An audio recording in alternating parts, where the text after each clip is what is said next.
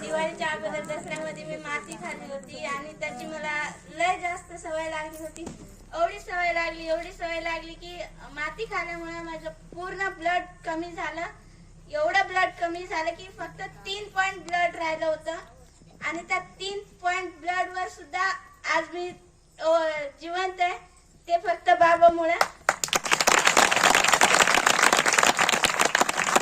बाबांचा आशीर्वाद होता म्हणून मी आज जिवंत आहे. जर बाबा नसते माहित नाही काय झालं असतं. माझ्या मम्मी पप्पाचे खूप हाल झाले, माझ्या मामाचे खूप हाल झाले.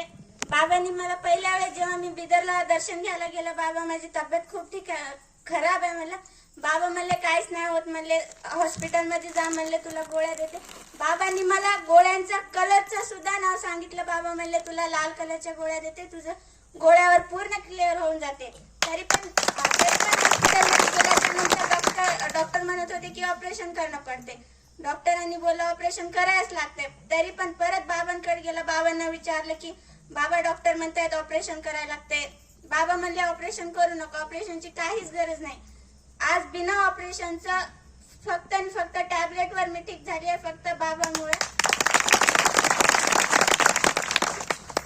बाबांचा खूप मोठा आशीर्वाद आहे, त्यामुळे बाबांच्या चरणावर कोटी कोटी नमन करून माझे 2 शब्द